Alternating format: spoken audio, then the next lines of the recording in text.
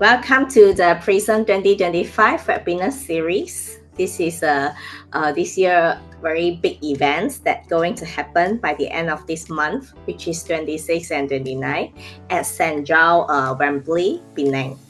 So this event is also organized by PMI Malaysia and also Agilemania. Who is a PMI Malaysia here is it is a global network institute which have a house of 2,000 plus members from different industries. So PMI Malaysia also here to help promote the project management excellence in Malaysia. So what they also offer is certifications, and also you can earn some PDU points, and also you can get a chance to attend some networking and events. And you can find them at more at the website pmi.org.my, and also some social media like LinkedIn, Facebook, Instagram. Just search by PMI Malaysia. Next is Agilemania. So Agilemania is a group of agile leaders, which also leading the agile consulting and also training team. We have the experts in Scrum, Safe, Kanban, LESS, and DevOps. So we also serve top enterprise across the banking like AIA, Maybank, telco like Celcom, Digimasis, and more. So Agilemania have trained and coached more than 10,000 plus of professionals. And again, you can find more detail in agilemania.com. And also we are active at LinkedIn and Facebook. So what is PRISM? PRISM here is referred to more than a conference. It is actually a movement for agile and also project management, and definitely the digital transformations. So why we have this webinar series is also because we want to get some experts or leaders such as Mr. Zaha here to share the insights from different industry. And with this 1 hour session, we would like to offer the valuable learning opportunity, and the PMI member also can get the chance to earn 1 PDO point. And last but not least, we want to build the assignments and some noise for PRISM 2025. Okay, so next is today we have the honor to invite Mr. Zaha to be part of this series to be the speaker. And the topic today, we are going to talk about the change journey, which is also moving from legacy project management to future ready practices. And you can meet him in person by scan the QR code to attend the events which is going to happen.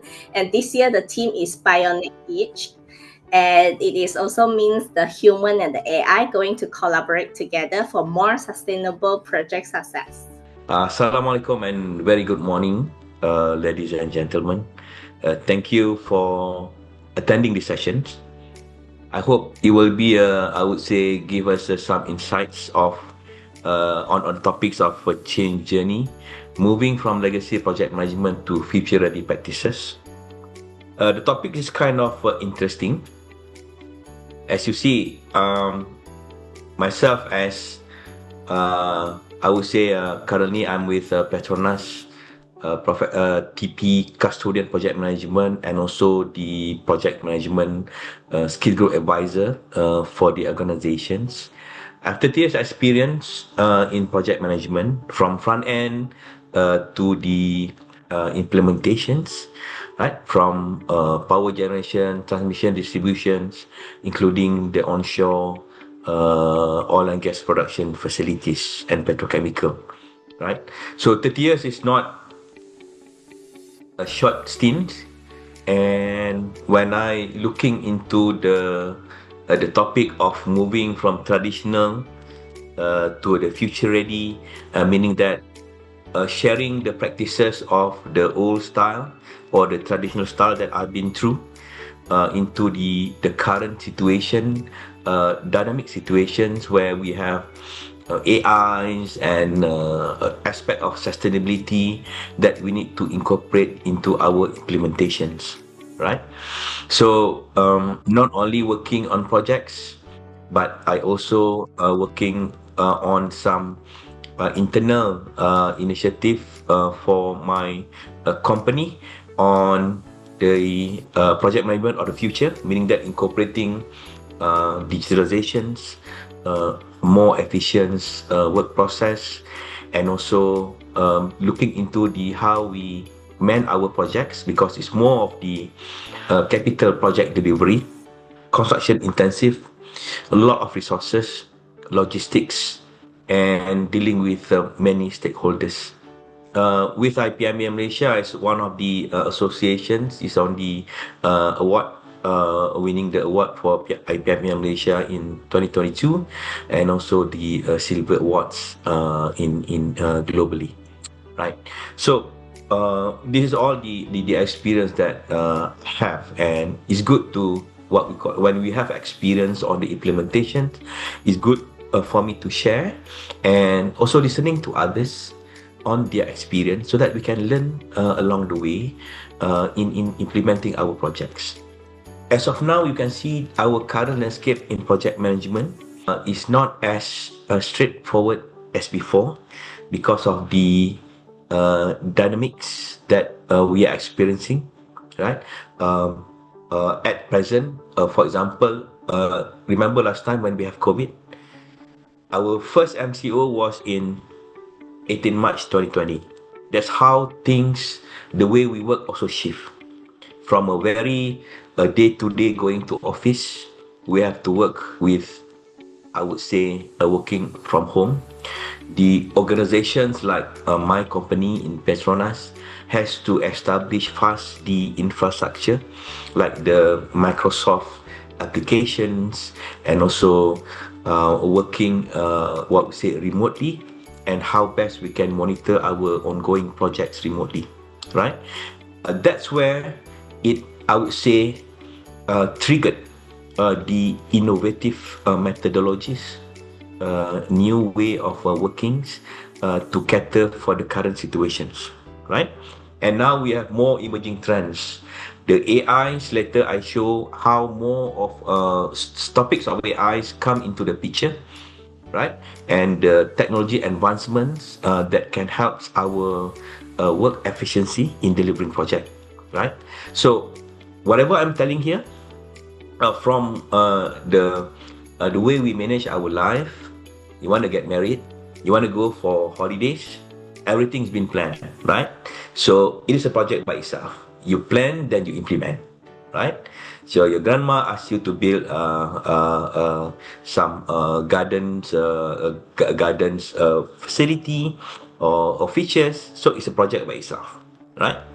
And when we work in IT industry, in infrastructure, in oil and gas energy, so it's just a matter of implementing the fundamentals, and we have to deliver based on what the business and the companies wants. That's where you start the project with project mandates.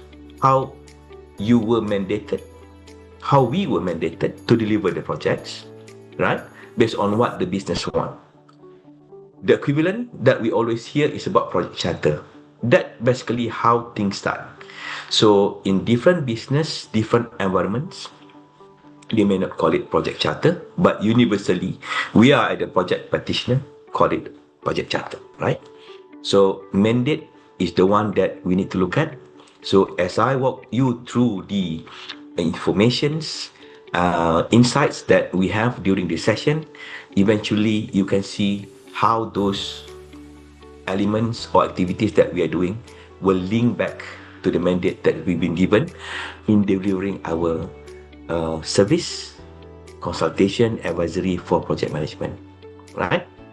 Next is on the traditional project management practices, like where am I starting with.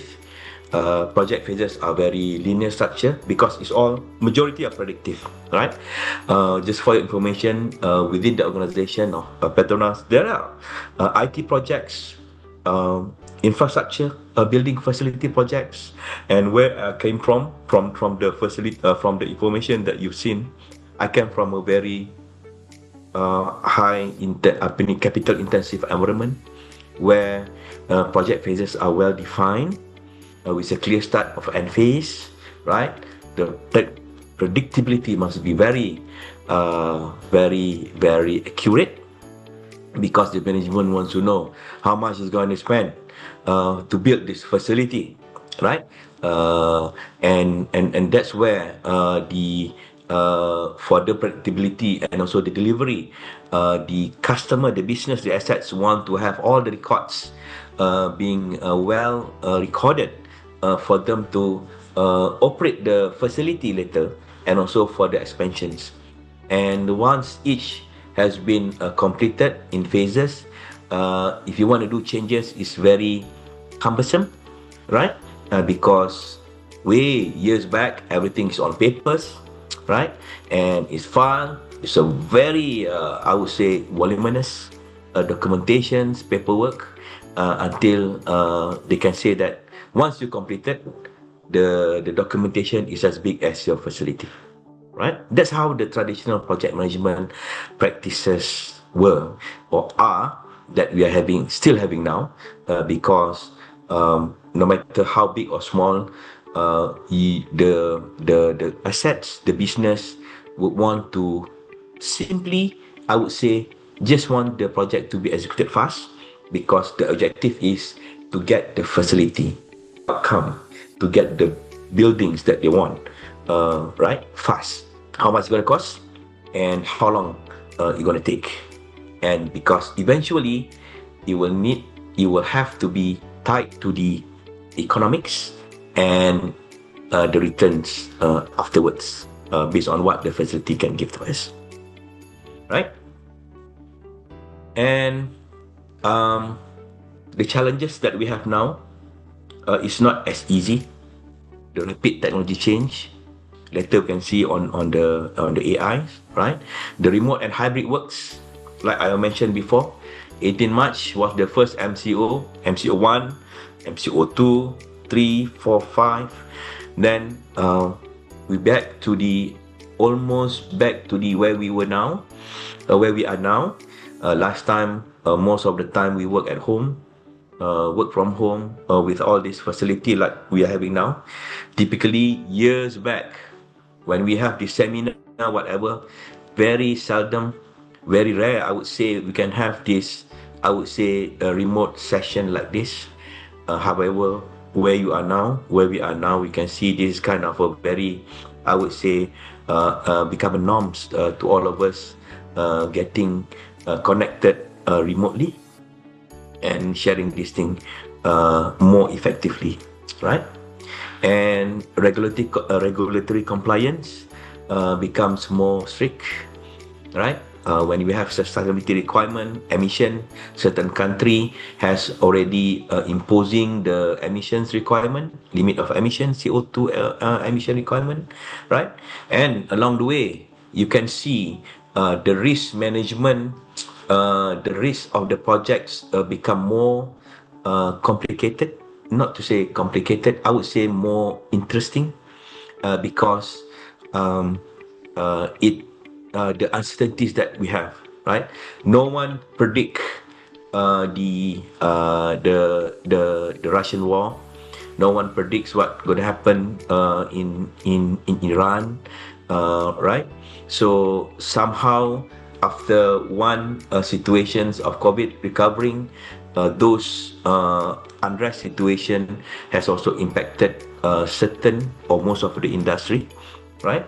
And market volatility, just for everyone informations and myself, you can see that maybe more sharing during the PRISM, where I can share more information how the steel commodity has been, I would say, increased, the price increase, and it's stagnant at the higher level of, say, 50-60% above the trend that we have way back in 2019-20. So if the steel price at that high level, and it has driven the rest of the equipment cost to be at least around 20-30% higher. So such volatility, right, has impacted our expected norm of the cost, and also the vendors the contractors, our partners, very difficult to commit for a long term of bid validity. So that has triggered the way we work, the way we need to strategize ourselves with our suppliers and partners, how to secure the the equipment, the materials, the services, because all these situations, and that also, I would say, affecting the cost for our resources and its availability as well, right? So this is one of my favorite, the old Chinese proverb on when the wind of change blows, some build walls and the others build windmills, right? And we have situation where companies, organization try not to have a lot of changes because they are so used to what they're doing, and having incorporating the changes might trigger a lot of risk, right? And certain or some organization take this positively because we need to take advantage of that. You can see how later what I'm talking about regarding to the AI and sustainability. So when we have looking into the future, in the very near future or the long term one, you can see artificial intelligence and sustainability are the two topics that we always will be looking at, right? It is a very the one that we need to look at is because it's a very human-centric project management practices, right? The AI, from how it helps a person to improve his delivery until how it's been used by the management for decision making and for the total ecosystem, right? And sustainability, later you will see how the word, what actually sustainability is all about. Okay, it is not as simple as the color. Sustainability is about green, right? So let's see as we go along the presentation, right? Last year, there is a national guidelines on AI governance and ethics by our Kementerian Science and Technology University. If you can see the link down there here, if you go to the internet, you will go through this. You can go through this document, right? This is one of the front page of the document guidelines on AI governance and ethics. So meaning that how serious is our government to look into AI on implementations and also the industry, because the requirement to implement or adopt AI, right, has created a lot of, I would say, branches of economy, right, from those applying it and also including those that are providing infrastructure utilities for the facility. For example, for those on energy side like myself and my friends in the energy sector, we need to look at how to power up all the new data centers that has been inspired by our government to be made available within our country for our AI technology and developments, right? So somehow this number, you can go into more details inside the document, right, and see what actually my contribution, self-contributions to the company that I'm working with, we are working with, and how it linked to this inspirations of the nation, right? And 2024 also, PMI has released the AI Essentials for Project Professional, right? So inside here, there are some research information that is very informative on how people look into AI, right?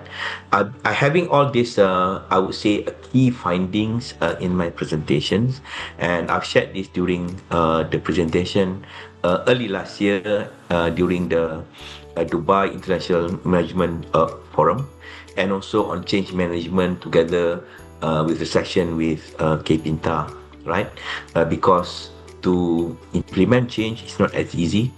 There are survey on this. You can see how the senior leaders look at the impact of it, and those always believe that how AI will have at least a moderate impact on their profession, right?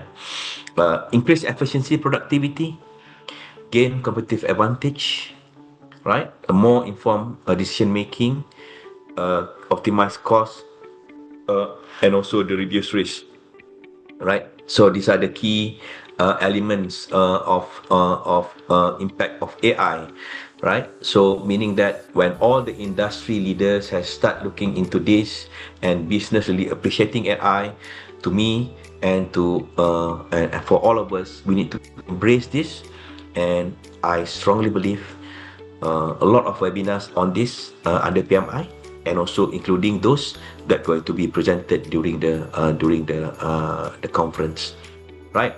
So overview for people like me, meeting notes summary, report generation has become, I would say now become a BAU on a digitalization, and we start going into this more of the assisting in our decision making and the tasks, right?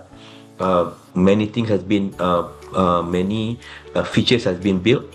We work together with the, I would say, the department that working on the I would say digitalizations and also automations of this, right? The AI features in I would say in a progressive manner based on the needs, and we have a roadmap on eventually this is what it's going to be for my organization. That's how it is. Working with I would say a centralized department called Nerve Center.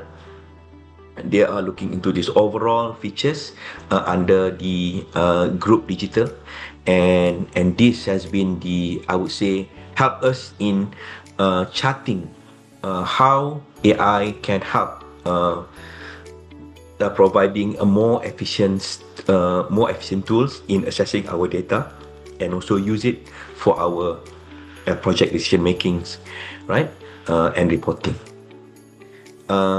And try to reflect on how this been used to help yourself in your day-to-day work, and how your company or organizations look into the adopting AI for their business needs, right? So this can help you as well in helping or in participating in the improvement initiative. Okay. So you can look at this at the AI Essential for Project Professional by PMI Malaysia in one of our resources. And there's a lot of I would say a free training on AI related matters that have been announced by our president Pierre on AI. Right. So why resist to change? These are the things. Right. For those, it's always been a fear of job loss, where the AI will take over our work, right? Lack of understanding, previous experience of failures, skill gaps, especially those are very seniors, and we work based on calculators and a big laptop, desktop, and now it's a very handy with the mobile phones, right? With the new generations come in, they are very fast. The young ones are very fast, and they are very have I would say different level of thinking. So the seniors one need to make sure that they leverage on such a younger generation way of thinking, so that if we leverage on that, it will have I would say produce a greater impact for the organization. So I just share with you the factors that we always see why resist to change, right? So because it's all about 70% about people. When you talk about improvement and change, what we need to look at is people, process, and tools. Right? So, enough of that. The government also has providing some do and don'ts in the document that I mentioned before, right? When looking into AIs, right? So when you use all this information you upload for analysis, look at how the liability part of it, utilizing the outputs. You may need to consider, the big organization may need to consider whether this covered under insurance of the professional, I would say, delivery. Okay, and I think you can have a look at this more depth when you go through this information. Right. So strategy for successful AI adoption. If you look at this, it's always business first, value and a lean AI gen technology. Typically the leadership will of the company will know what the company wants for its employees, and then it will set the value or the focus on what to concentrate. After that, the deployment will be progressive, like here. And talk again regarding the people, right? You have a clear vision and objective. Those stakeholders that need to be taken care of. Training and capability is all about people, right? Process and tools, right? So when you have that implementations of what we're doing, and then the sustaining the change is the most important thing to make sure that everyone is on board on that, right? So enough on AI. We move to the more, I would say, globally spoken topic of sustainability, and it's all about starting with the what we call taking care of our earth, where we are now, right? I like this page because it is an indicate the Earth Overshoot Day, because it's about how we consume our resources, our natural resources, and how I would say the Earth ecosystem can regenerate itself, right? So way back in 71, 72, the years I was born, it was like equal. But as years goes by, we have, I would say, borrow all these resources for our future generations. And 2025, the Earth Overshoot Day falls on around 24th July 2025, right? So this is what everyone is very worrying. So you can see all the requirement and pursuing the sustainability, controlling the emissions. I strongly believe it's all about taking care of our Earth, right? Go through this, and then you can have a look at that more interestingly, the profile and what things happen. So because of that, you can all this climate related situation that happening all over the world, right? And even our country, our government looking into our SDG report very seriously, and we have the SDG roadmap for Malaysia 2021-2025, right?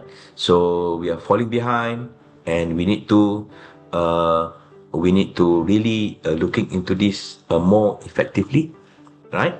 You can have a look at this, a link to go through more details, and how we as a nations to react on this under our own projects and organizations that we are working with, right? All right. So sustainability topic is very huge. If you look at this, sustainability is all about I would say, overlapping of ESG, environment, social governance, CSR, right? The corporate social responsibility, and also the SDG. So often you can see all over the places at the big boards of the sometimes the municipal, you can see all this label of sometimes number 1, number 3, number 4, number 10, right? In their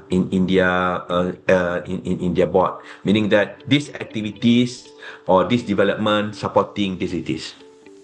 But do you know that there are 247 indicators that contributing to this 17 SDG goals, right? So, and PMI Malaysia, PMI Institute, right, has have I would say strategic joint venture with Green Project Management on sustainability, right? So you can go through this GPM website. I can go into detail into all this, because I think it's a very good reference, one of the good reference on how we can look at the elements of sustainability implementation in our projects, right from the product perspective to the process perspective, right? People, planet, and also prosperity. So I will not go through more details because time is very limited, but these are the link that I strong for the PMI members. You can go to the website, you can download this for P5, and also there are also the reference on the charter for sustainability, right? The guides for that you can use. Go through it, and it's good for you to explore and see how in your project all this been implemented. Maybe you can discuss with the management so that it will be a more structured implementation can be used, because this is all that we should leverage on, because as a PMI members, project practitioners subscribing to this, all these references are readily available for us. You can see we are talking about SDG, sustainability, what our things since 2013, and we are still where we are now. Just to share on Petronas sustainability journey, we have started right from 2001 until where we are now and onwards, right? Carbon commitment, NZ CE 2050 announcement, and we have also keep on putting up our announcement on the improvement of our net zero targets, right?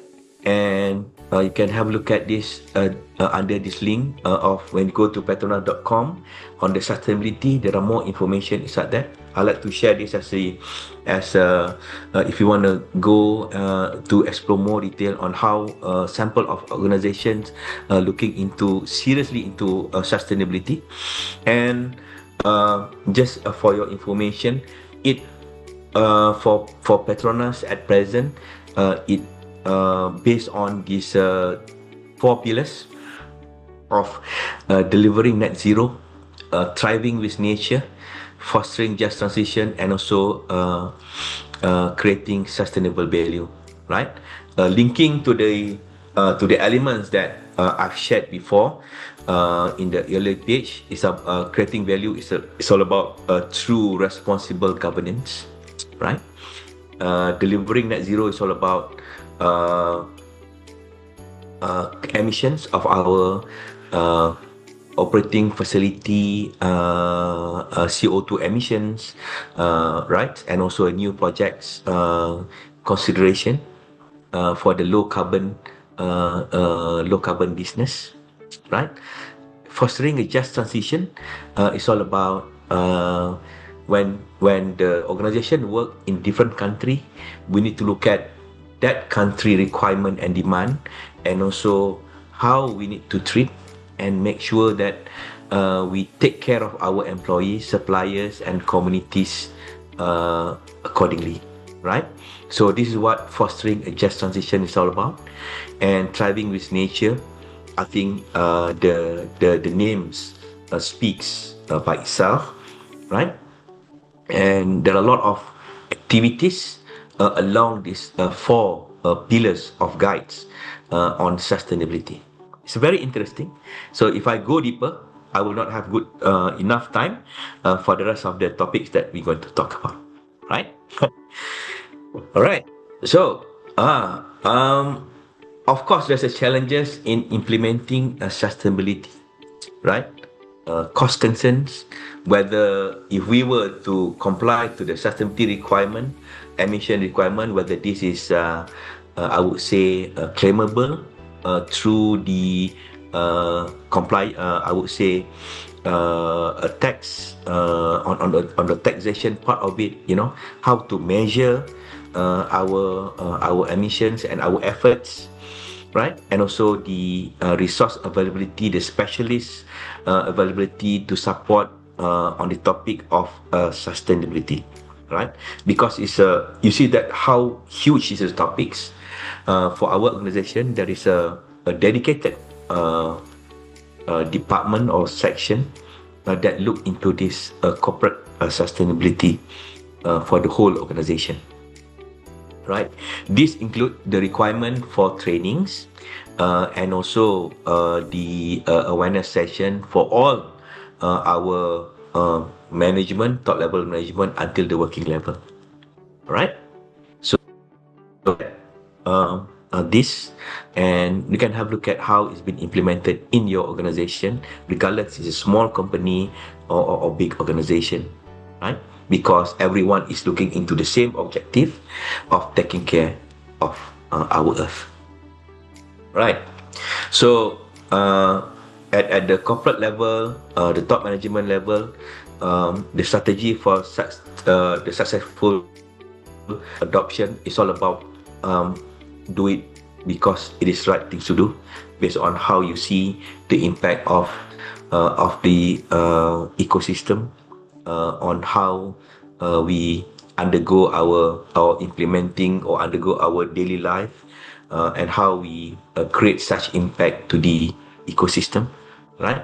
Emphasize culture and employee development, and also engage the entire business ecosystem, right? Even for your information, our Mercedes Formula One has its sustainability report submitted to the authority on a yearly basis. So you can go to the Formula One sustainability report, the Mercedes Formula One company sustainability report. You can see how they work on it. So it's not all about emissions, it's all about our way of working and how we can save electricity and maximize the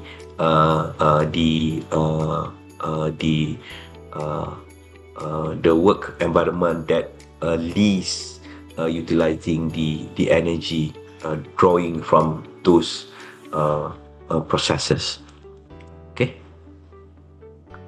and from project perspective, I think this is a very good overview on where we are, right? Maybe we are here in the project management side of it, right? When we want to implement the sustainability based on the mandate by the business, this strategic management, right? So do we need to implement all the requirement at the project resources, delivery or output level, right?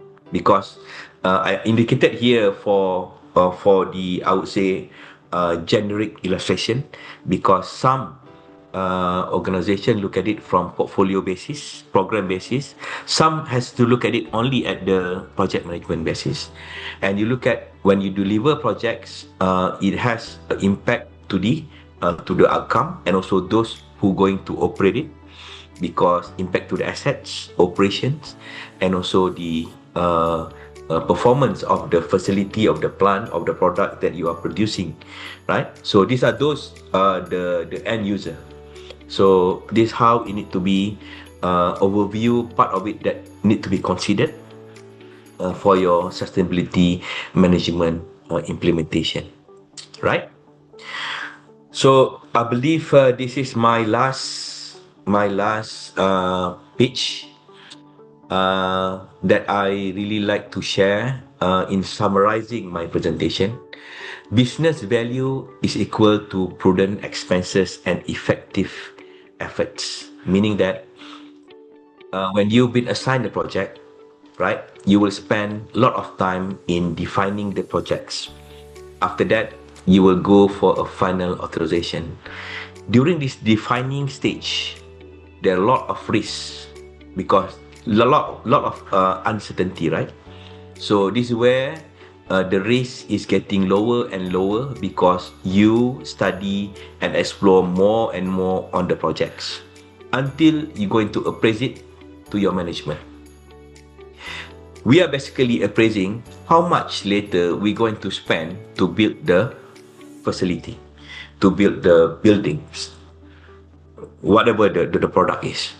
This is what we are talking about. So you spend less time here, less, I would say, less cost here, but eventually defining what you're gonna gonna spend later, right? So along the way, the risk is higher and getting lower and lower. So this is where a lot of conversations need to be done, aligned with your business, and to inform your management, boss, this is what it takes to get the projects completed, including the identified risks when you have defined and plan to mitigate at this point of time, right? So leverage on AI, risk management, and suitable contracting for all these definitions, because success of the projects, it means creating value, not only delivering the projects. If we do not have all this in mind, you will only deliver a scope that may not be appreciated by your management because it is all inclusive, right? So balance strategic spending and focus execution, build resilient, cost-effective, and future-ready asset. So I believe these are the message that you need to carry, and this is particularly for project life cycle of capital intensive. However, the similar principle definitely can be used for other related, like the IT projects, because it's all about how the FID have been faced and how you appraise the management on this cost expenditure. With that, thank you very much. Thank you, Mr. Zaha. Such an insightful sessions. Yes, just now you mentioned about the Q&A. Can you give a specific example of AI speeding up your project, right? Do you build your own LLMs for this? LLMs stands for? First answer the first question. Oh, large language model, right? Okay, I'm more the user that is really working on the capital intensive or construction based projects, right? So the AI basically we oversee a lot of projects. So basically it's more of the integrations of first the progress reports, right? So we have the, I would say, certain projects that have a project as located at the several different location geographically. We have the I would say every month that we take photos of the progress, and it's been mapped to our visual, I would say visual illustrations. So we have our I would say project command center, where all the records of the projects plus the illustrations part of it can be walked through, and even on the historical data, right? That really helps in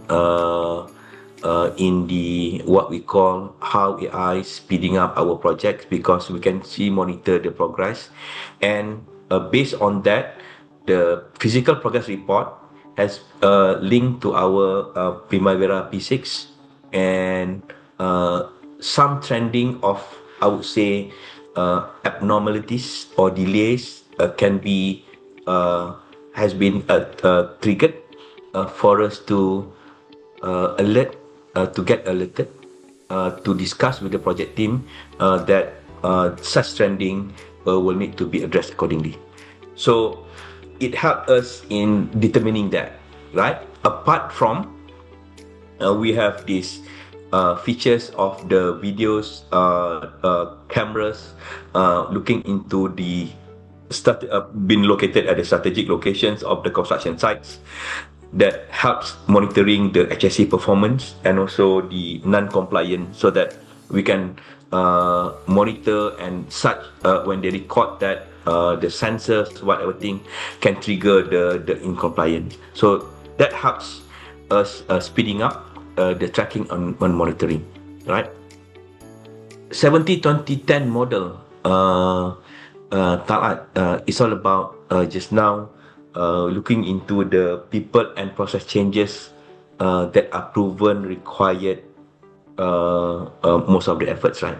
When we want to implement changes or implementation of the AIs, 10% efforts on the algorithm of these AI model things, right?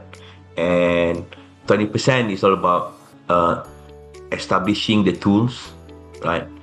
And 70% is all about having the bringing the people to adopt and utilize this. It's all about way of working, right? Currently, it is about people that is doing projects manually, and how we need to have such technology in helping us making it more efficient, right? So things can be done faster, and data can be extracted and analyzed faster, right? And before this, when we have a meeting, someone need to jot down, right? Now you have the co-pilots, various other applications that can draw down the minutes for you, get from the recordings, even direct recordings and minutes of it, and then you can just have a look at it and get it finalized, right? So, but it's all about how these people, this 70% of it, wants to apply the 20% and the 10%, right? Because it originated from the people itself. Maybe we can have further conversations on this one, on this. I hope I answer that well to you, right? Your project management processes have contributed to successful. Before that, could you share your view on the pace of AI adoption in project management? Thank you, Aisha, for that question. The pace of AI adoption varies. If you are in IT industry, I bet yourself it will be very fast. For those in this construction industry or capital intensive industry like us in Petronas, we are still in the, I would say, in the early stage or kind of slow mode, I would say, because a lot of things need to be, I would say, developed and also looking into work process, right? At least on our reportings, and as like I mentioned, the reporting that we have done and analysis have become faster, right? The days is the tracking and also the full automations will be is already part of the roadmap, right? So I would say, in summary, a bit slow, and it's become being expedited to be faster. And Michelle Lee on, do Petronas use any specific project management methodologies to achieve this? I would say no. Methodology of project management is fundamentally still the same. Right? We have the similar, I would say, intent-based stage gate from front end to execution. So from that, all these processes of efficiency and data, lesson learned, we try to gather, and how you want to make that gate or phases to be faster, right? There's nothing special about it. It has been implemented in other organizations as well. Maybe we are using the different term. That's all about. But I would say the gate the gate system is very useful, because at certain gate, when you have defined the project, defined the risk, you will appraise your management. Okay, this how the project look like. Would you like to proceed further, or can we proceed further with this kind of risk and exposure for the remaining works, right? So that's how we deliver our projects for our capital projects. Right, Noriati has a question on traditional capital expenditure require various gate review. Yes. How do you see AI will be able to improve review process and decision making? Right.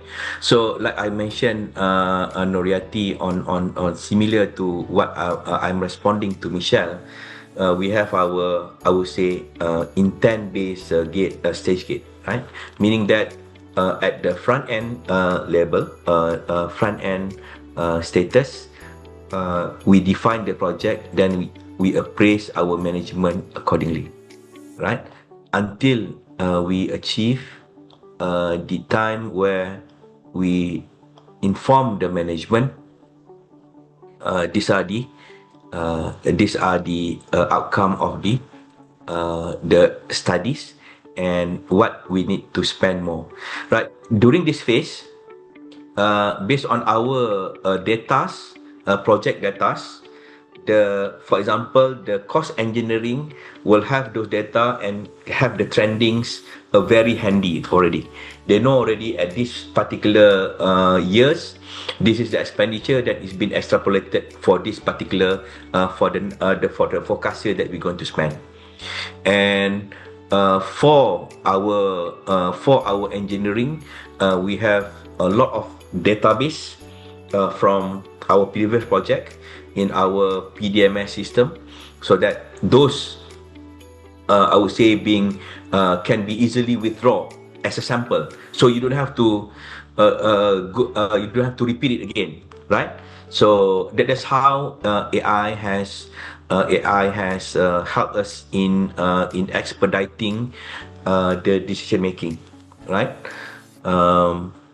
I think that's how I can answer you for Michelle and Noriati on how do I see AI would be able to improve the review process and decision making. It's all about data, project data that we have before, right? So when we want to define the project duration and schedule, we use our lesson learned from the previous project, similar scope, then that's how the trending can be, I would say, used for our references and appraising the management. What's next is going to be during the final authorization. You see this line. Maybe during this front end stage, we are spending about 5-10% of the total expenditure, right? So it's good for you to share or illustrate this to your management. This is where we are now at this point of time, how we actually estimate the remaining or the what is going to be for the implementations. I hope I answered that, right? I think it's very insightful sharing as well for all the questions and answers. I really hope I answered that, because because we come from a various I would say diverse industry. I try to answer the question in a more fundamentally how we do things. Yeah. And yeah, I understand some of you may have questions in your mind and don't have to ask now. It's okay. We will still meet Mr. Zahar at the PRISM. And I think Narayanan also asking another questions, and we actually a bit over time. Mr. Zahar, do you think you can wrap up the last questions in a quick one? Okay. It's all about based on your conversion graph between front end and execution, how much of it should be done before moving to execution. When I talk about business value equal prudent expenses and effective efforts, right? So management has a target duration on the execution of the project. They want to see the facility to be done at certain dates, and then you've been given the task. So feed front end loading part of it. At this point of time, normally the definition of the scope, I use the capital projects, should be able to draw material takeoff of project cost estimation around plus minus 20% roughly. Certain management prefer more. So based on that appetite and the risks that we identified, then we always have a conversation with the management on that expectation. That expectation of the cost accuracy will determine how much engineering you need to do to appraise during this point of time. We can have more conversation in that. Because it is I would say a typical practice for energy companies on this. They have a lot of data and a lot of data that can be translated into the material takeoff and eventually the cost and how much it's going to cost us today onward based on the current trending since 2020 post COVID-19 period, which is not as good as what we've seen before. Okay, I hope that's answered, but we can have a further follow-up, Nara, on this one. Thank you. Okay. PRISM, where the place you can meet and connect with Mr. Zaha in person. So I'm excited to see you all there. So feel free to browse more details and check with us. Okay. Thank you so much, everyone.